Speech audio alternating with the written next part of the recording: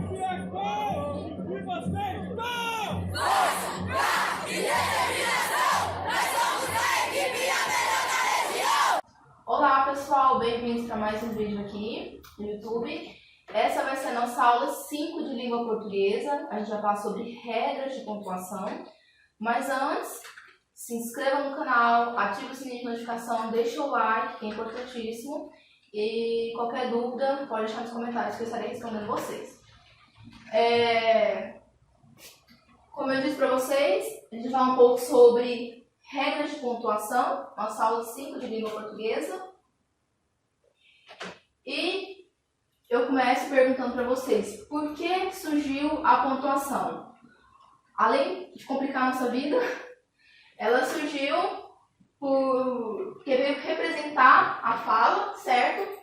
E para auxiliar a escrita nas intenções da fala. Como assim? Já expliquei para vocês nas aulas anteriores que a escrita ela veio depois da fala. E a escrita ela tem o objetivo de representar a fala. Porém, nunca vai ser a mesma coisa, né? Na fala existe até entonações de voz. Eu posso falar bem baixinho, como eu posso falar muito alto, eu posso ficar nervosa, como eu posso ficar muito feliz. Então, vocês vão perceber. Por quê? Porque o meu corpo comunica, o meu rosto também se comunica.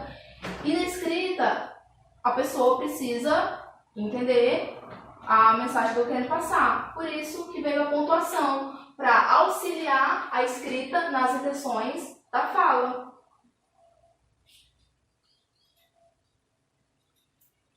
Separei uma frase aqui para vocês entenderem a importância da pontuação na escrita e como ela pode mudar completamente o sentido da mensagem. Coloquei a frase: se o homem soubesse o valor que tem a mulher, estaria à sua procura. Na primeira opção, se o homem soubesse o valor que tem a mulher, vírgula, estaria à sua procura. Quer ver eu mudar o sentido dessa frase? Se o homem soubesse o valor que tem, a mulher estaria à sua procura.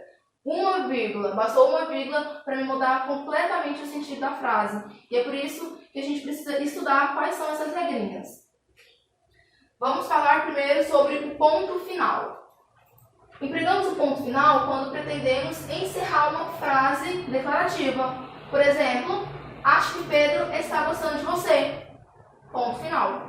O ponto final, creio eu, que seja mais fácil, né, de utilizar. Fez uma frase declarativa, ponto final. Também podemos usar o ponto final para separar períodos. Ela vai estudar mais tempo, ponto final. Ainda é cedo. Estamos separando períodos, então separamos pelo ponto final. Ou também para abreviar palavras. Palavras abreviadas geralmente vêm acompanhada do ponto final. Nesse caso, Vossa Excelência. Exclamação. Vamos falar um pouco sobre exclamação. Usadas nas frases que exprimem surpresa, felicidade, indignação, admiração ou susto. E também depois das interjeições. Como, por exemplo, aqui no caso, o apoio vocativo. Juliana, bom dia. Olha, esse bom dia está expressando um sentimento. Juliana, bom dia. Ou também no final de frases imperativas. Fuja.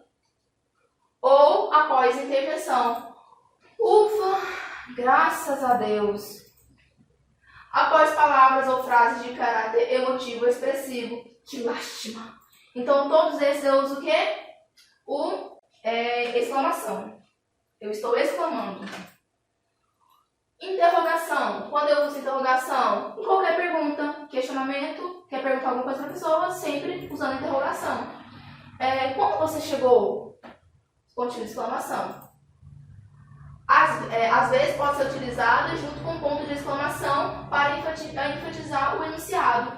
Olha só que legal, eu estou usando duas pontuações, que é a interrogação e a exclamação numa frase só. Olha só o exemplo. Não acredito. É sério? É sério porque é sério. Olha só, eu estou espantado porque é sério e também estou fazendo uma pergunta. Então, eu usei o ponto de interrogação e a exclamação. Não acredito. É sério? A A vírgula é o que a gente tem mais dificuldade porque ele pode ser usado para várias ocasiões. Esse sinal de pontuação exerce maior número de funções, por isso aparece em várias situações. A vírgula marca pausas no enunciado, indicando que os termos por ela separados não formam uma unidade sintática, apesar de estarem na mesma oração. Vamos ver os exemplos? Podemos usar também para separar o vocativo. Marília, vá à padaria comprar pães para o lanche. O que é o vocativo aqui? O vocativo é Marília, né? Está invocando uma pessoa. Marília, vá à padaria comprar pães para o lanche. Então tem uma vírgula ali. Para separar apostos, Camila, minha filha caçula, presenteou-me com este relógio. Temos duas vírgulas, separando o vocativo e separando os apostos. Na terceira, podemos também usar para separar o adjunto adverbial, antecipado ou intercalado. Os políticos, muitas vezes, visam somente os próprios interesses. Usamos para separar o sujeito e antecipando o intercalado. Mais exemplos de como usar a vírgula. Separar elementos de uma enumeração. Meus bolos prediletos são de chocolate, vírgula, coco, vírgula, doce de leite e nata com morangos. Para isolar expressões explicativas, faça um bolo de chocolate, vírgula, ou melhor, de chocolate e morangos. Também para separar as conjunções intercaladas, os deputados não explicaram, vírgula, porém, o porquê de tantas faltas. Quais são as conjunções aqui? O porém e o porquê. Então, eu estou colocando uma vírgula para dar uma separada. Podemos usar a vírgula também para separar o complemento pleonástico antecipado. Havia no rosto dela ódio, vírgula, uma ira, vírgula, uma raiva que não possuía justificativa. E o nosso ponto final. Podemos também isolar o nome do lugar e a indicação de datas. Quando a gente geralmente vai colocar a data, a gente dá uma separadinha por vírgula. São Paulo, vírgula, 10 de dezembro de 2016. Estamos separando a cidade da data. Separar termos condenados assindéticos. Vim, vírgula, vi, vírgula, venci, do Júlio César. Se não tivesse a vírgula, a gente leria direto. Vim, vi, venci. Né? Não teria aquela pausa. Então, vim, vírgula, vi, vírgula e venci.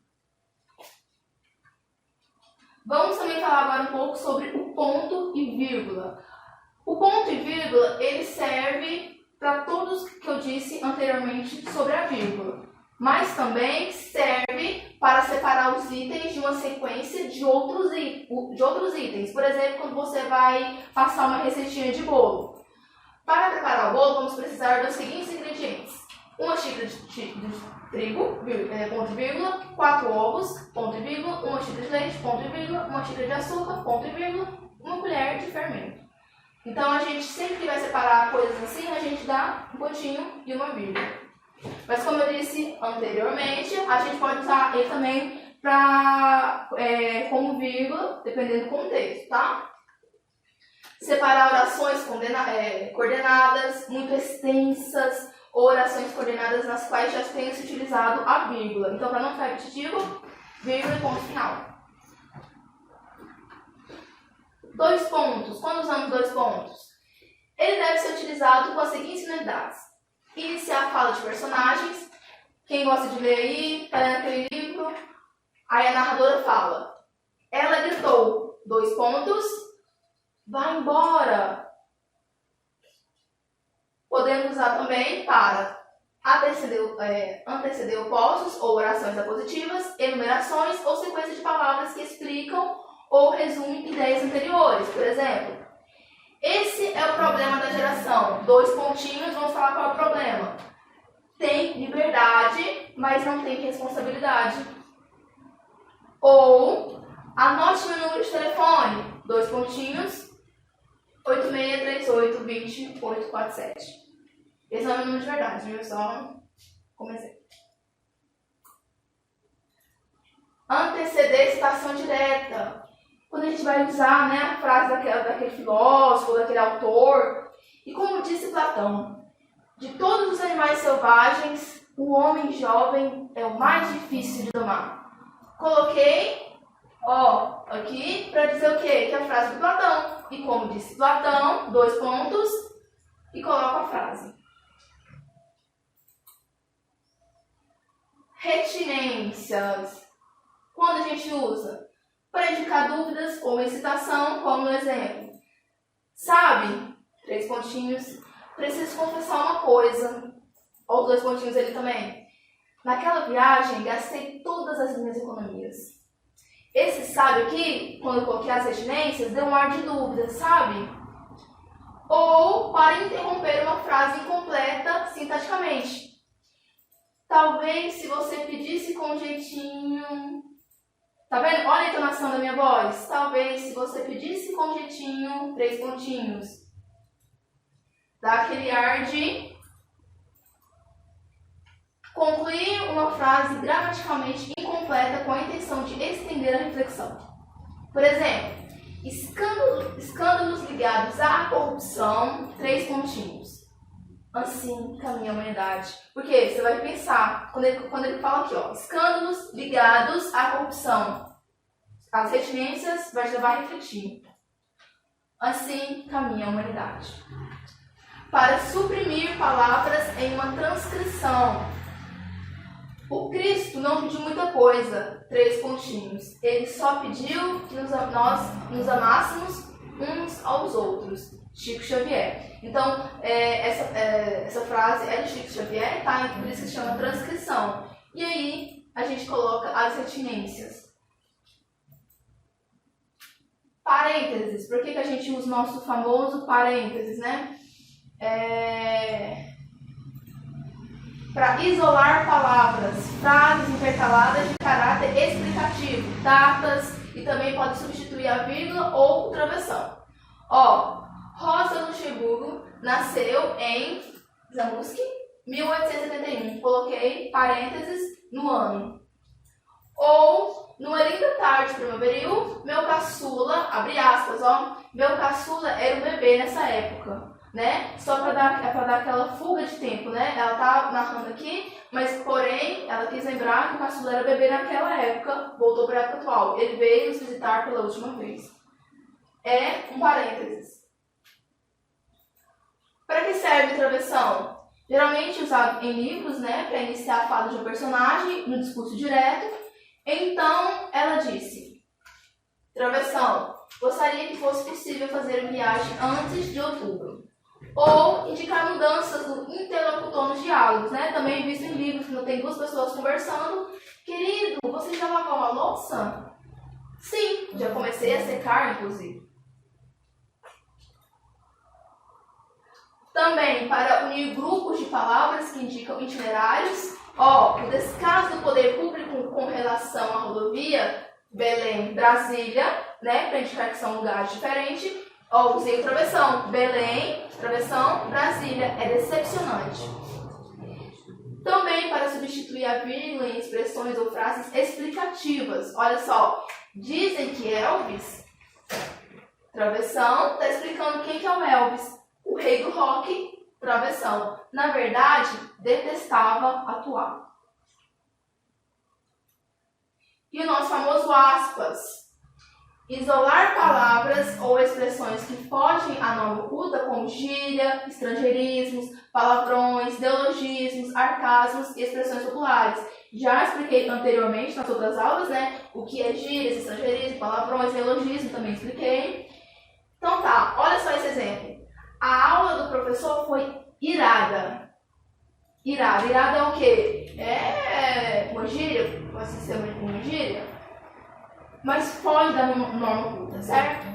Ou indicar uma citação direta. O que é indicar a citação direta? É quando você pega exatamente a fala que aquele autor escreveu.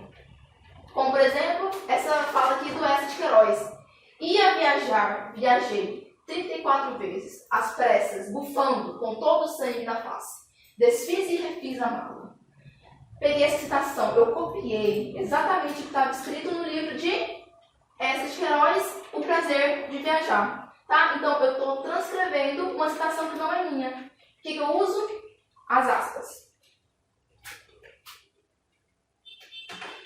Pessoal, chegamos ao fim de mais uma aula. Espero muito que vocês tenham entendido, compreendido as regras de pontuação. Talvez eu faça uma parte 2 desse vídeo falando sobre mais vírgula, né? Porque a vírgula, como eu disse, dá para se usar em inúmeras ocasiões. A atividade dessa aula vai ficar aqui na descrição do vídeo. As dúvidas, deixem nos comentários. Não esqueça o like. Um beijo. Vejo vocês até a próxima. E vocês, go!